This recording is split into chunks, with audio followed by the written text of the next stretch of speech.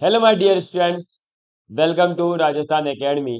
मैं प्रवीण सिंह आप सभी लोगों के साथ में, जैसा कि आप सभी लोग जानते हैं, लगातार आप लोगों के लिए एलडीसी एग्जाम की क्लासेस लेकर के आ रहा हूं। एलडीसी एग्जाम के लिए हमने इससे पहले भी साइंस और मैथ को कंप्लीट कर रखा है, लेकिन उसे मैंने पढ़ाया था बेसिक लेवल के हिसाब से।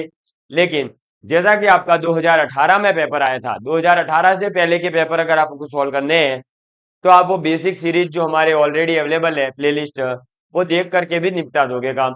लेकिन जब बात आती है 2018 के पेपर की, तो हमें एडवांस लेवल की साइंस पढ़नी होती है।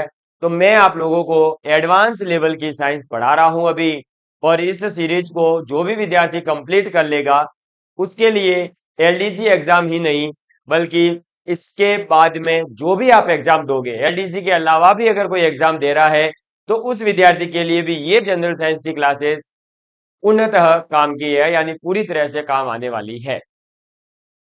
मैंने आप लोगों के लिए साइंस एंड टेक्नोलॉजी के अंतर्गत स्पेस टेक्नोलॉजी 15 वीडियो के अंदर बिल्कुल बेसिक से लेकर एडवांस लेवल तक, आदित्य L1 जो अभी लॉन्च किया गया था, वहां तक की कंप्लीट डिटेल के अंदर वीडियोस अवेलेबल करवा रखी है।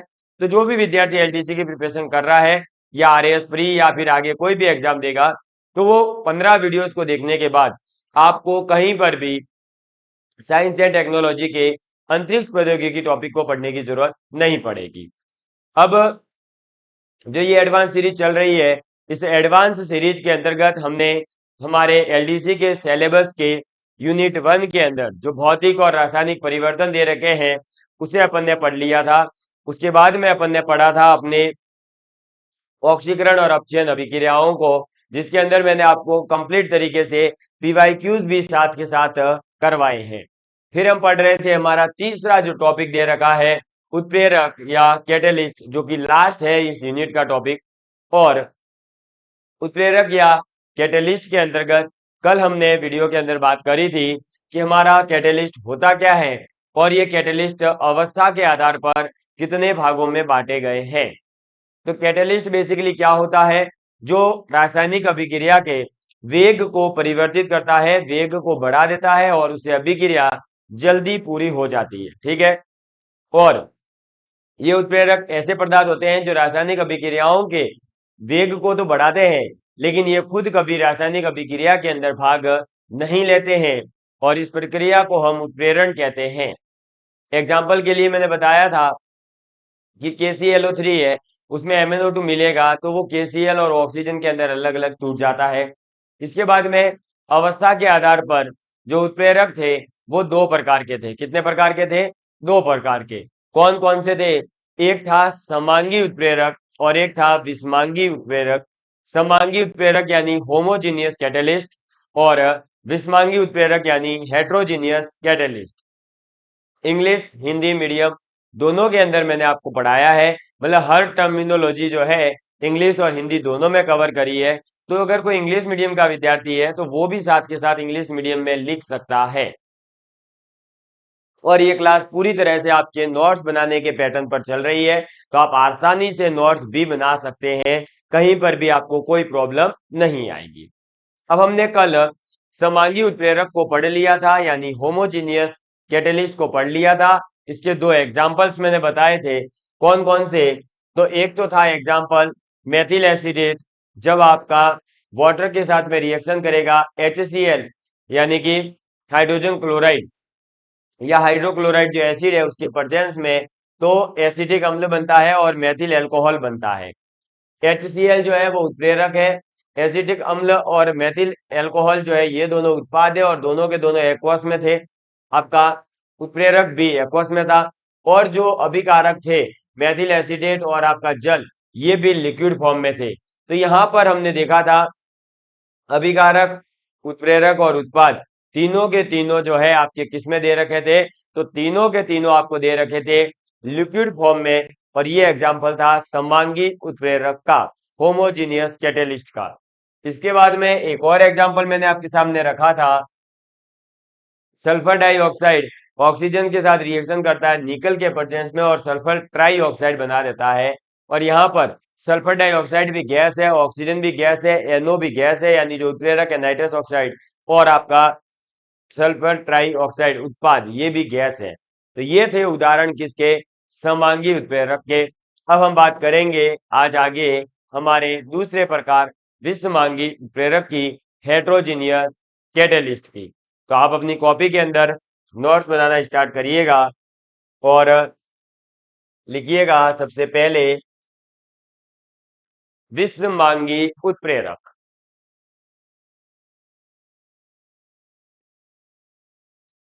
विषमांगी उत्प्रेरक। उत्प्रेरक एक मोटिवेटर का काम करता है और कुछ नहीं। जैसे हम आपको मोटिवेट करते हैं ना पढ़ाई के प्रति, वैसे ही आपको जो है ये रिएक्शन के अंदर कौन मोटिवेशन देगा, तो भाई रिएक्शन को मोटिवेट करते हैं ये उत्प्रेरक। अब लिखेंगे विषमांगी उत्प्रेरक की डेफिनेशन, जब रासायनिक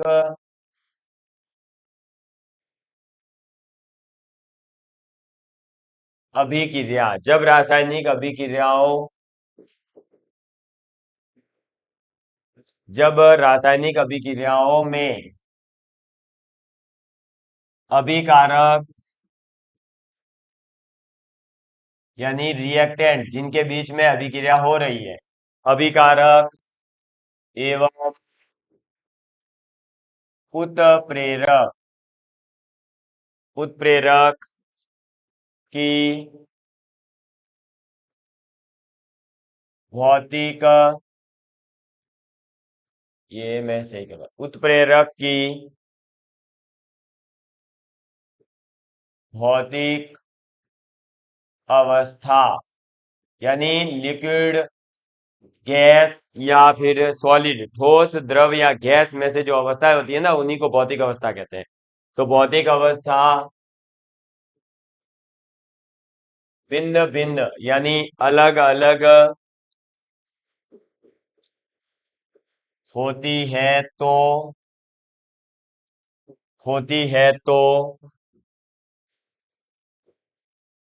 उत्प्रेरक को, उत्प्रेरक को विषमांगी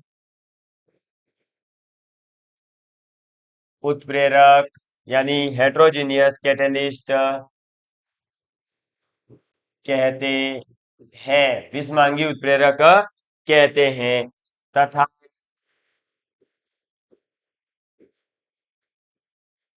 तथा क्रिया जो है ये क्या कहलाएगी, हमारी ये पूरी प्रक्रिया क्या कहलाएगी, विषमांगी उत्प्रेरण, विषमांगी उत्प्रेरण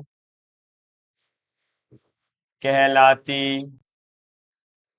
है। क्या कहलाती है, विषमांगी उत्प्रेरण कहलाती है। तो विषमांगी उत्प्रेरक क्या होता है, तो हेट्रोजीनियस कैटलिस्ट क्या होते हैं, तो ये वो कैटलिस्ट होते हैं जो रासायनिक अभिक्रिया के अंदर हमारा अभिकारक है और उत्प्रेरक है, अगर इन दोनों की भौतिक अवस्था को देखा जाए, फिजिकल स्टेट्स को देखा जाए, तो वो अलग अलग होती है, डिफरेंट होती है। अगर रिएक्टेंट जो है हमारे मान लीजिए द्रव है, तो उत्प्रेरक होगा क्या, गैस। अगर उत्प्रेरक सॉलिड है यानी ठोस है, तो हमारे अभिकारक क्या होंगे, द्रव होंगे या गैस हो जाएंगे, ऐसे।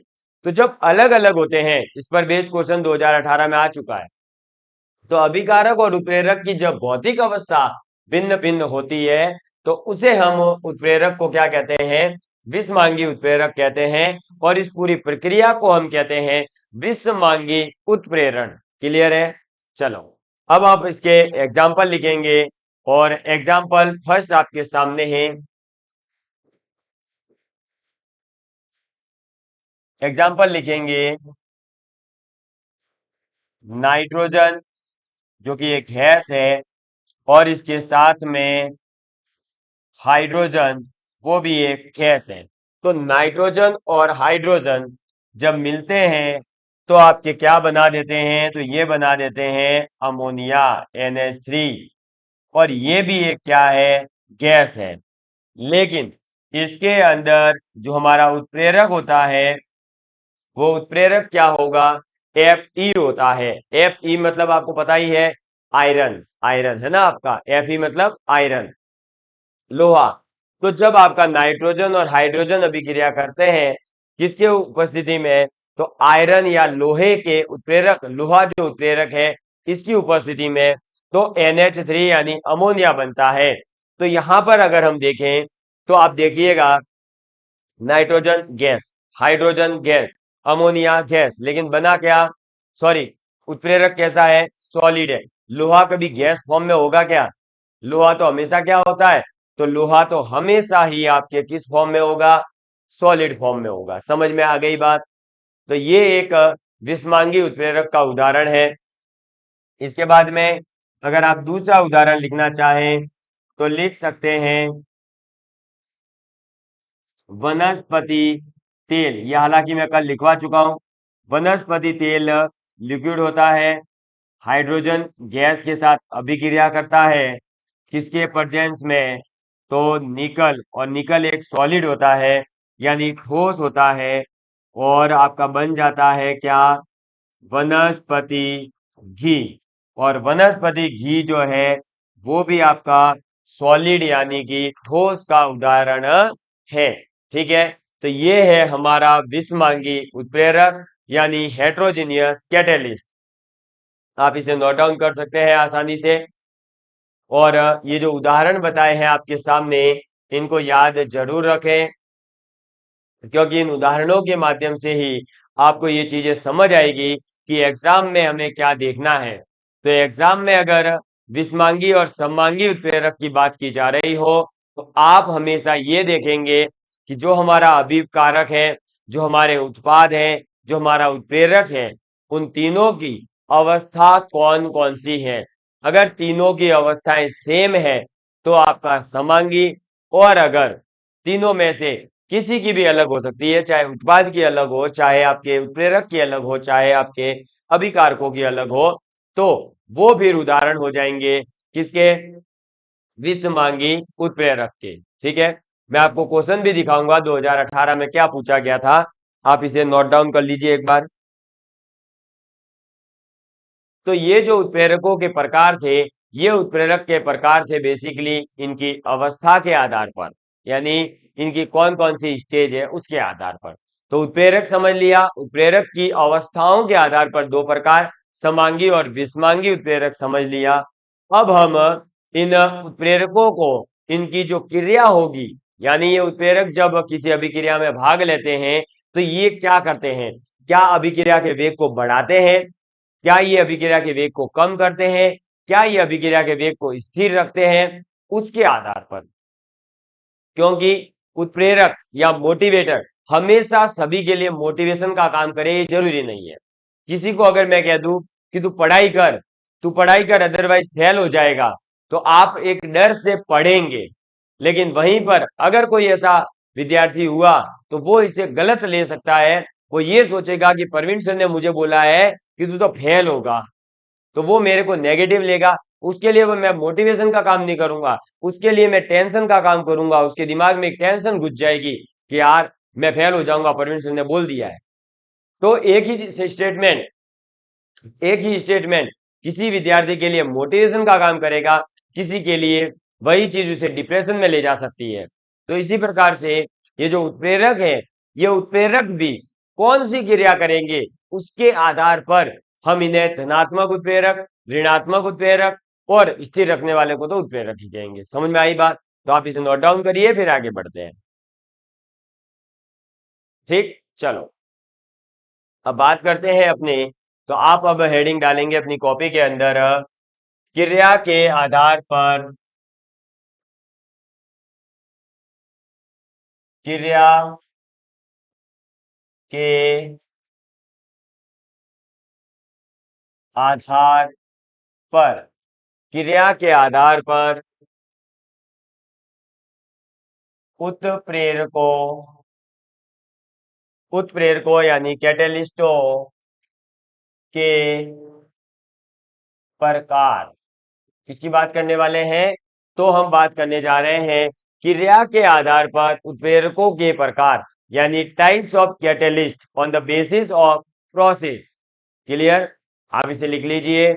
और इसके अंदर सबसे पहले अपन बात करेंगे अपने धनात्मक उत्प्रेरक की, पॉजिटिव कैटेलिस्ट की।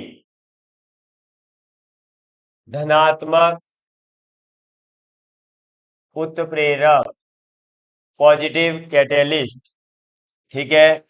ये हेडिंग डाल दीजिए आप फटाफट से, जल्दी से, और अपनी कॉपी में नोट्स बनाना शुरू करिए। मैं एक बार देख लेता हूँ रिकॉर्डिंग में कहीं दिक्कत तो नहीं आ रही है। ओके, प्रॉपर हो रहा है, ठीक है। चलो, कोई दिक्कत नहीं है ना भाई, चेक करना पड़ता है, आज लाइव क्लास नहीं है इसलिए मैं ऑफलाइन आपका रिकॉर्ड कर रहा हूं। तो चलो, तो अब आप लिखेंगे धनात्मक उत्प्रेरक के अंदर रासायनिक अभिक्रिया, रासायनिक अभिक्रिया, केमिकल रिएक्शन, रासायनिक अभिक्रिया के वेग, रासायनिक अभिक्रिया के वेग को बढ़ाने, वेग को बढ़ाने वाले उत्प्रेरक, रासायनिक अभिक्रिया के वेग को बढ़ाने वाले उत्प्रेरक धनात्मक उत्प्रेरक कहलाते हैं, ठीक है। तो धनात्मक उत्प्रेरक का मतलब है रासायनिक अभिक्रिया के वेग को, यानी केमिकल रिएक्शन की वेलोसिटी को बढ़ाने वाले, इंक्रीज करने वाले जो उत्प्रेरक है, जो कैटेलिस्ट है, वो धनात्मक उत्प्रेरक कहलाते हैं, पॉजिटिव कैटेलिस्ट कहलाते हैं। क्योंकि ये क्या करते हैं, अभिक्रिया के वेग को बढ़ाते हैं। और बढ़ने का मतलब क्या हुआ, 4 से 5 करना, 5 से 6 करना, या फिर 6 से 10 कर देना। तो बढ़ेगा तो कब, जब उसके अंदर कुछ संख्या जुड़ेगी, और जुड़ने का मतलब है धनात्मक। समझ में आ गई बात। तो धनात्मक उत्प्रेरक का मतलब है जब अभिक्रिया का वेग बढ़ जाए। और इसके एग्जाम्पल लिखेंगे आप सभी। एग्जाम्पल फर्स्ट अपन ने जो देख लिया है पहले ही, लिखिएगा 2KClO3, इसको अपन ने हीट करा मैग्नीज डाइऑक्साइड MnO2 के MnO2 कैटेलिस्ट के साथ में। जब इसके साथ इसे हीट किया गया तो एक तो बन गया पोटेशियम क्लोराइड, और इसके साथ ऑक्सीजन गैस रिलीज होगी। मैंने कल भी बताया था कि अगर ऑक्सीजन गैस या कोई भी गैस किसी भी अभिक्रिया में रिलीज हो रही हो, आप ऑक्सीजन के साथ एक ऐसा एरो लगा सकते हैं, यानी किसी भी गैस के साथ में आप ऐसा एरो लगा सकते हैं। उससे ये रिप्रेजेंट होगा कि अभिक्रिया के अंदर ये जो गैस है ये उड़ जाएगी, बस, ठीक है। तो लगाना चाहो तो लगा सकते हो, क्योंकि अगर एग्जाम में ये आ जाए तो घबराना मत। इस एरो का मतलब केवल इतना है कि ऑक्सीजन या गैस या जो भी होगी एग्जाम्पल में, वो गैस ऊपर जा रही है। जैसे हाइड्रोजन हो सकती है, नाइट्रोजन हो सकती है। दूसरा, सल्फर डाइऑक्साइड ऑक्सीजन के साथ अभिक्रिया करी, और उत्प्रेरक क्या होगा, नाइट्रस ऑक्साइड, और क्या बनेगा, तो सल्फर ट्राई ऑक्साइड बन जाएगा, ठीक है। मैंने आपको पहले ही जो है बता दिया है अभिकारक कौन से होते हैं, उत्पाद क्या होते हैं, उत्प्रेरक क्या होते हैं। तो यहाँ पर बार बार वो चीजें मैं नहीं लिखवा रहा हूं, मैंने पिछली क्लास में लिखवा दिया है। तो अगर देखना चाहे कोई विद्यार्थी तो देख सकता है। ऐसे ये अभिकारक है, ये उत्प्रेरक है, ये उत्पाद है। तो ये आपको वैसे मैंने बता दिया है, तो आप इसे जो है अपने हिसाब से अगर लिखना चाहो फिर भी हर रिएक्शन में तो लिख सकते हो, वरना याद तो हो ही गया है, ठीक है। चलिए, तो ये अपने क्रिया के आधार पर उत्प्रेरकों के प्रकार का पहला प्रकार धनात्मक उत्प्रेरक, जो रासायनिक अभिक्रिया के वेग को बढ़ाने का काम करेगा, इंक्रीज करने का काम करेगा, उसे हम कहेंगे धनात्मक उत्प्रेरक। और इसके एग्जाम्पल है KClO3 MnO2 के साथ हीट किया तो KCl और ऑक्सीजन, सल्फर डाइऑक्साइड को ऑक्सीजन के साथ हीट किया NO के प्रेजेंस में तो बन जाएगा सल्फर ट्राई ऑक्साइड। ठीक है, चलो अब नेक्स्ट आप लिखेंगे आगे दूसरा या फिर बी प्रकार कहते हैं, है ना। ए अपन ने लिखा है ना, देख लेता हूं मैं। हाँ, ए लिखा है, तो अब आप बी प्रकार लिखेंगे ऋणात्मक उत्प्रेरक, यानी नेगेटिव कैटेलिस्ट के बारे में अपन बात करेंगे। तो धनात्मक उत्प्रेरक ने क्या करा था, वेग को बढ़ाया था। तो ऑब्वियसली बात है कि जो ऋणात्मक उत्प्रेरक होगा, नेगेटिव जो कैटेलिस्ट होगा, वो क्या करेगा, वेग को कम करेगा। ठीक है, तो ऋणात्मक उत्प्रेरक की डेफिनेशन लिखेंगे कि रासायनिक अभिक्रिया, रासायनिक अभिक्रिया के वेग, रासायनिक अभिक्रिया के को वेग को कम करने वाले, क्या करने वाले, वेग को कम करने वाले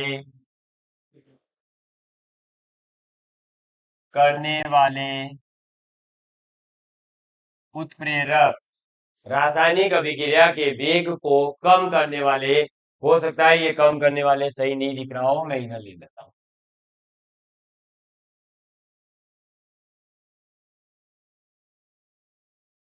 ठीक है, अब अच्छे से दिख रहा होगा।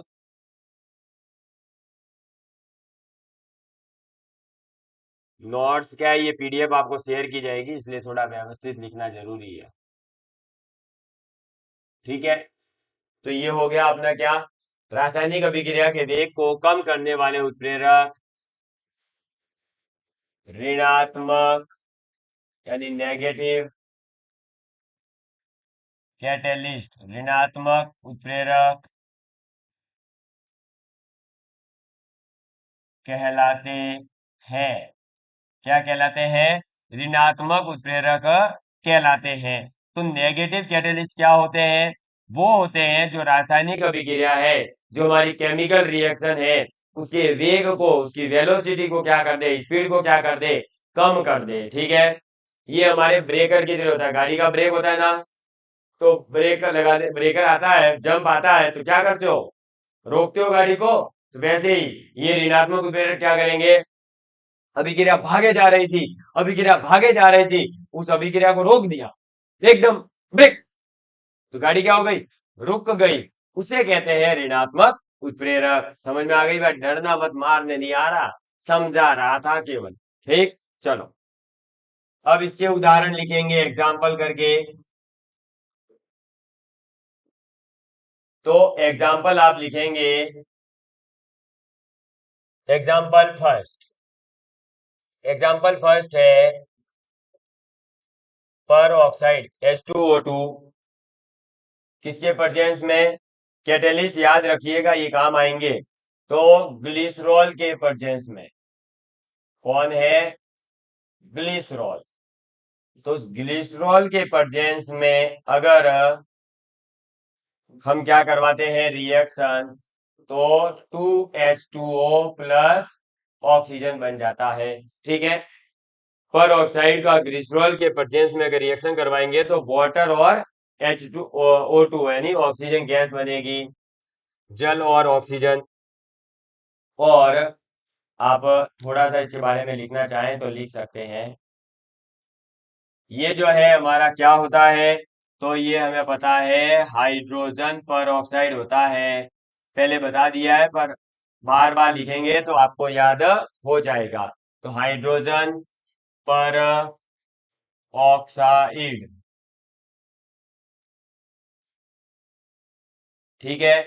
और यहाँ पर जो ये ग्लिसरॉल है, ये क्या कर देता है, तो इसकी जो दर होती है या जो इसका वेग होता है, वो कम हो जाता है। दर या वेग कम हो जाता है।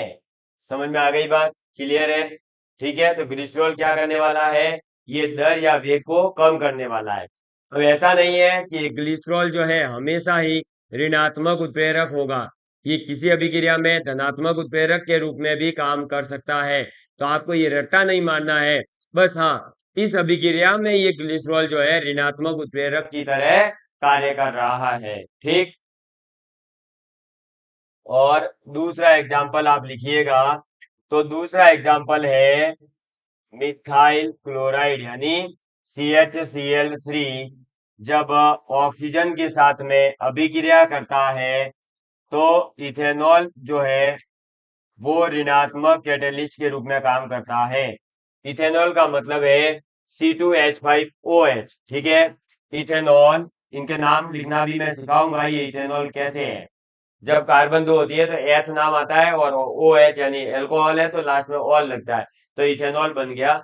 ये जब अपन ऑर्गेनिक केमिस्ट्री पढ़ेंगे, IUPAC जो आपके सिलेबस में है थोड़ा बहुत, तब ये सिखा दूंगा। तो ये आपका COCl2 बन गया और इसके साथ में बनेगा 2HCl। HCl तो पता है हाइड्रोजन क्लोराइड। ठीक है, लेकिन ये जो हमारा COCl2 बना है ये एक जहरीला कंपाउंड है और इसका नाम भी अजीब है। इसका नाम कहीं है ना, ये मत सोच लेना कि कार्बन ऑक्सीक्लोराइड होगा या ऐसा। ठीक है, इसका नाम जो है दूसरा जो है वो बहुत इंपॉर्टेंट है, वो पूछा भी जाता है।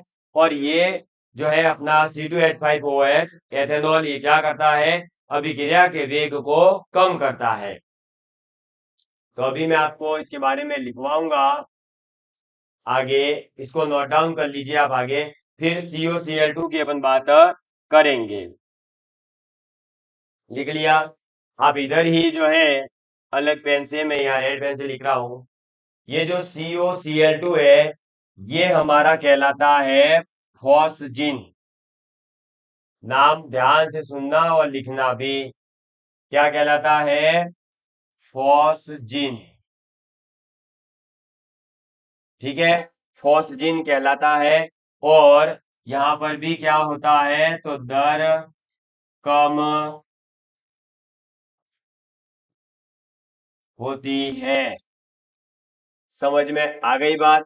तो ऋणात्मक उत्प्रेरक का मतलब है रासायनिक अभिक्रिया के वेग को कम करने वाले उत्प्रेरक को हम ऋणात्मक उत्प्रेरक कहते हैं। इसके दो एग्जाम्पल देखें, जैसे हाइड्रोजन पर ऑक्साइड को ग्लिसरॉल के साथ में रिएक्शन करवाते हैं तो एक तो हमारा बनता है जल यानी H2O और उसके साथ में ऑक्सीजन, और यहाँ पर भी क्या होता है, तो दर या वेग में कमी आती है। दूसरा एग्जाम्पल अपन ने देखा कि CHCl3 जब ऑक्सीजन के साथ में C2H5OH यानी एथेनॉल के प्रजेंस में जब अभिक्रिया करता है तो आपका COCl2 यानी फॉस्जिन बन जाता है। और ये फॉस्जिन एक जहरीला पदार्थ होता है, साथ में बनता है HCl हाइड्रोजन क्लोराइड। क्लियर? आप इसे नोट डाउन कर लीजिए।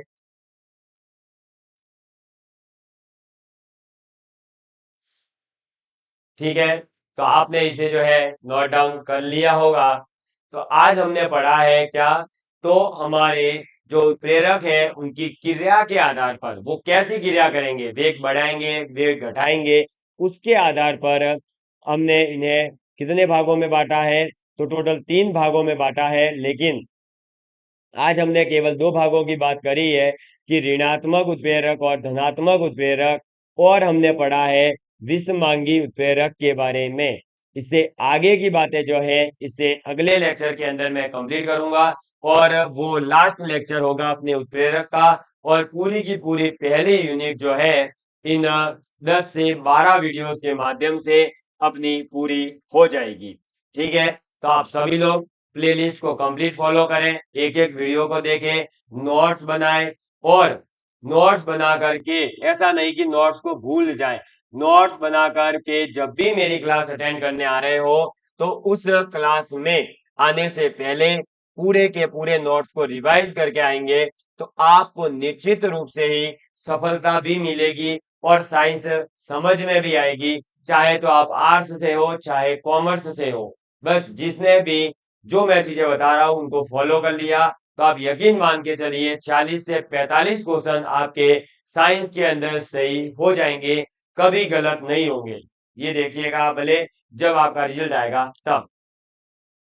तो इसी के साथ में मैं 2 लाइनों के साथ अपनी आज की क्लास को समाप्त करूंगा कि बदल जाओ वक्त के साथ या फिर वक्त बदलना सीखो। बदल जाओ वक्त के साथ या फिर वक्त बदलना सीखो। मजबूरियों को मत कोसो, मजबूरियों को मत कोसो। हर हाल में चलना सीखो, हर हाल में चलना सीखो। जो हर हाल में चला है, जिसने अपनी मजबूरियों को छोड़ा है, जिसने अपने बहानों को छोड़ा है, वही व्यक्ति आखिर में अपने मुकाम तक पहुंचा है। उसी व्यक्ति ने सफलता प्राप्त करी है। मुझे भी लगातार जो असफलताएं मिली, उसके बाद में जब हमने आईआईटी जेईई निकाला, लैब असिस्टेंट का निकाल दिया, एलडीसी एग्जाम निकला, एसएससी एमटीएस निकला, आपका पीटेट निकला, तो हमें भी बहुत खुशी हुई थी। लेकिन कब मिला ये सब? जब हमने लगातार मेहनत करी। तो आप लोग भी मेहनत करें और सफलता प्राप्त करें। जय हिंद, जय भारत।